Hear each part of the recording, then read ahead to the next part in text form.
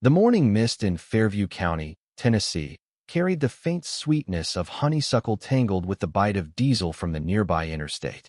For Jacob Jake Caldwell, a 67-year-old land surveyor with 40 years of experience, that scent was home.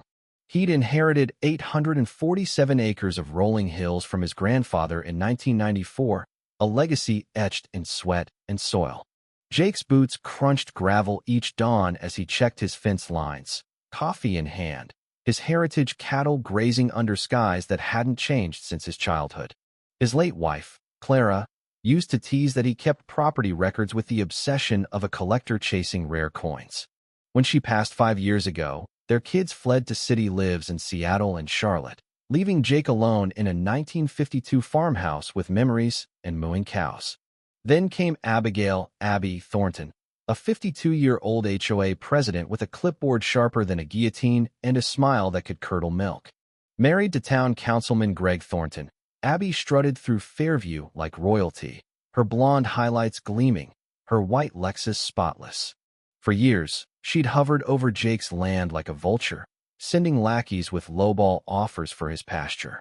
He'd always refused, smelling her desperation through her overpriced perfume. Everything changed when Jake returned from a 3-week trip helping his daughter, Emily, through a divorce in Oregon. Driving up his gravel path, the familiar low of cattle was gone, replaced by the alien hum of lawnmowers and kids shrieking. His heart sank as he grabbed his surveying gear and followed the noise. The air now reeked of asphalt and fresh lumber, not wildflowers. What he found made his coffee mug slip, shattering on a limestone rock. 98 pristine houses sprawled across his land, a subdivision called Willow Grove Estates, complete with manicured lawns and a stone entrance sign fancier than a gala invitation. Families unloaded U-Hauls, kids scribbled chalk on driveways, and dogs chased balls where his cattle once grazed. Jake stood frozen, staring at his grandfather's oak, Clara's initials carved in its bark, confirming this was his land now, a suburban invasion. Abby rolled up in a golf cart, HOA badge gleaming, her voice dripping with condescension. "This is private property, sir. Willow Grove is for residents only." Jake's jaw clenched. "Ma'am, this is my land since '94. There's a mistake." Abby's laugh grated like sandpaper. "Oh, honey, you're confused. This was legally purchased 2 years ago." She waved a thick folder, claiming a fair market deal by Fairview Development Corporation. Jake, calm from years of boundary disputes, asked to see the documents. Abby refused, clutching her papers like state secrets, suggesting he'd disrupt families if he pushed. 3 days later, Deputy Tom Thornton, Greg's cousin, served Jake a restraining order, accusing him of threatening residents with menacing surveying equipment. Abby's smear campaign followed. Letters to Willow Grove families painted Jake as a deranged loner. Social media posts compared his weathered farmhouse to their pristine homes, and a neighborhood watch stalked his fence line like he was a criminal. Jake didn't flinch. At the county courthouse, he spotted a $50 filing fee for an 847-acre transfer law low. The notary stamp, supposedly from Mabel Withers, a peach cobbler legend, was dated 6 months after her death. Forgery. Jake called his old surveyor friend, Hank "Bulldog" Ramsey, who confirmed the subdivision sat squarely on Jake's land. Meanwhile, Abby escalated. Security cameras appeared in Jake's oaks, wired to his power meter. Sentinel security patrolled in golf carts, and the county threatened to condemn his farmhouse as a nuisance.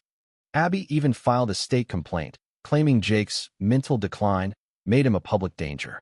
At night, under Clara's rose garden, Jake nearly caved, tempted by Abby's $200,000 offer. But his grandfather's words echoed. When someone steals your land, they're stealing your family's history. Enter Lily Harper, a Nashville Tribune reporter burned out from city scandals. She approached Jake after a Channel 5 hit piece portrayed him as a delusional hermit. Smelling fraud, Lily dug into public records, finding Willow Grove's marketing predated the purchase by 2 years. She uncovered Greg's sealed fraud record from Kentucky, proving this wasn't his first scam. Abby's next move was a hospital visit while Jake recovered from stress-induced chest pains, offering $200,000 with fake tears. "Is dirt worth dying over?" she whispered. Jake saw through her vulture act. This was about stopping criminals hiding behind suburban respectability. The turning point came 3 days before Abby's Willow Grove Festival, meant to cement her theft with public sympathy. Lily called Jake to the courthouse basement, where musty 1924 railroad contracts revealed his grandfather's genius. Clause 7 stated any unauthorized structures on Caldwell land became Jake's, filed under federal law, untouchable by local judges. The contract covered not just the 98 houses, but Willow Grove's clubhouse, pool, and golf course. $42 million in assets. Abby and Greg had known about the clause, banking on Jake never finding it. Lily traced their plan through emails, exposing their gamble to outsmart a family documenting boundaries since the 1920s. Jake assembled a team: Lily, federal prosecutor Nathan Cole, EPA expert Dr. Rachel Nguyen, and whistleblower Mike Petrov, a former construction foreman. Mike revealed 47 code violations, including houses built on swampy wooden platforms, and photos of Greg ordering concrete dumped over protected wetlands. Rachel confirmed the subdivision violated federal environmental laws, destroying rare salamander habitats with $25,000 daily fines. Nathan mapped a $89 million fraud through shell companies tied to Russian money laundering. Abby extorted residents with HOA fees to fund her legal war, while families faced worthless deeds and fake insurance. Festival day dawned humid, Willow Grove decked in patriotic bunting. Abby staged a public settlement with a $300,000 prop check, cameras rolling. Jake played along, distracting her as federal agents circled. Rachel's soil tests, hidden in a picnic basket, caught fresh concrete covering contamination. Lily's exposé dropped online, detailing 4 years of fraud. During a Channel 5 interview, marshals arrested Greg live, his conspiracy rants making national news. Abby screamed about liberal plots as handcuffs clicked, her racial slurs at Hispanic residents exposing her true colors. Jake took the microphone, reading the 1924 contract to a stunned crowd. "Every house here is mine under federal law," he declared, holding up the faded document. Resident Maria Lopez, a teacher, spoke of her forged deed, her voice breaking as her kids played nearby. The aftermath was swift. Willow Grove became a ghost town, yellow EPA tape flapping where lawns once lay. Abby got 15 years for fraud and environmental crimes. Greg, 20 for racketeering. The sheriff and council members faced bribery charges. Jake offered rent-to-own deals to 23 families, including Maria, who became a community liaison. His $20 million windfall funded the Caldwell Foundation for scholarships and the Clara Caldwell Library for legal aid. 400 acres became a wildlife sanctuary, restoring wetlands and attracting scientists. Lily's Pulitzer-winning documentary inspired reforms, and Mike's testimony strengthened whistleblower laws.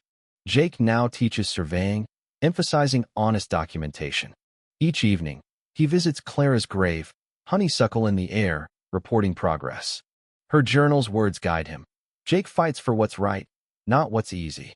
Standing alone initially, he proved land is more than dirt. It's a family's history, worth defending against suburban predators.